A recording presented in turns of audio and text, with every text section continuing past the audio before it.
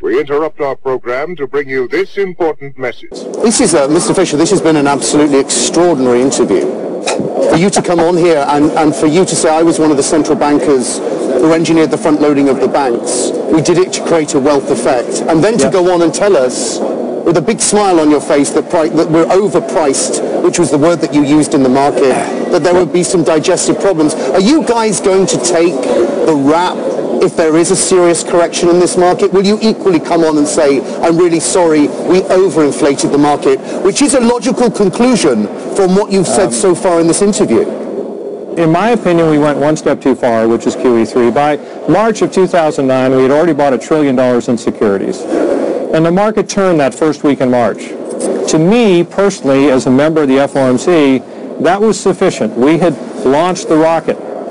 And yet we piled on with QE3, understandably worrying, the majority did at least, that we might slide backwards.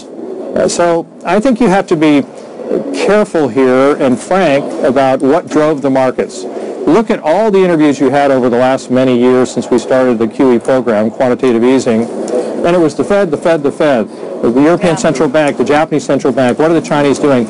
All quantitatively driven by central bank activity.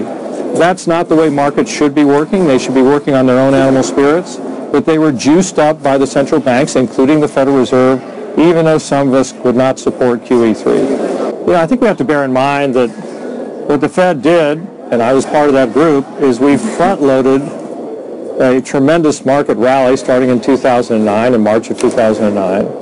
It's sort of what I call the reverse wimpy factor. Give me 2 hamburgers today for 1 tomorrow. And I'm not surprised that almost every single index you can look at, if you take away dividends in the S&P last year, unweighted was down significantly, and all the other indices were down. In terms of the 10-year bond, there was almost no movement for the year. Basically, we had a tremendous rally, and I think there's a great digestive period that's likely to take place now, and it may continue because, again, we front-loaded at the Federal Reserve an enormous rally in order to accomplish a wealth effect. So I wouldn't be surprised at what's happening. I wouldn't blame it on China. We're always looking for excuses. China's going through a transition. It'll take a while to affect itself. But what's new there? There's no news there.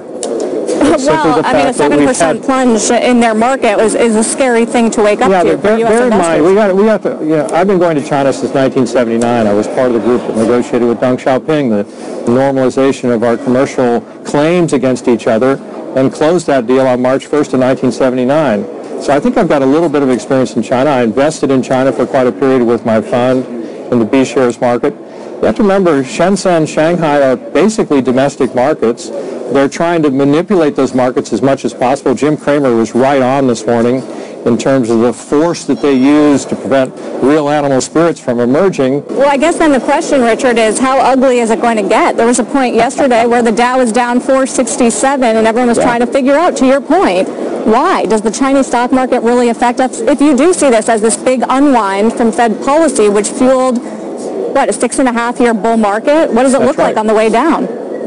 Well, I was warning my colleagues, don't go wobbly if we have a 10 to 20% correction at some point. The market's still overpriced. Everybody you talk to all morning long, from Byron on, have been warning that these markets are heavily priced. We're trading at 19.5 times earnings. We're not having the kind of top-line growth we would like to have. We're late in the cycle. Things are richly priced. And all the managers that I talk to in my role at Barclays, and that's quite a few across the world, a lot of people are building cash positions. The rates traders are different, but I'm talking about the long-only investors, or those that are taking a longer-term view, are being extremely cautious here. They're raising their cash levels, are nervous about the valuations that are in the market, and they realize the old dictum from Ben Graham and Warren Buffett, price is what you pay, value is what you get, and the values are very richly priced here. So I could see significant downside. I could also see just a flat market for quite some time, again, digesting that enormous return the Fed engineered for almost 6 years. First of all, I don't think there can be much more accommodation. The Federal Reserve is a giant weapon that has no ammunition left. So what I do worry about is it was the Fed, the Fed, the Fed, the Fed. For half of my tenure, which was a decade there, everybody was looking for the Fed to float all boats. And they, in my opinion, they got lazy. Now we go back to fundamental analysis, the kind of work that used to be done, analyzing whether or not a company truly on its own is going to grow its bottom line and grow its shareholder value and price accordingly, and not just expect the tide to lift all boats. So we are going to find out indeed when the tide recedes. We're going to see who's wearing a bathing suit and who's not, and we're beginning to see that. You saw that in junk last year. You also saw it even in the mid caps. You saw it in the S&P stripped of its dividends. You had on an unweighted basis, you had a negative return.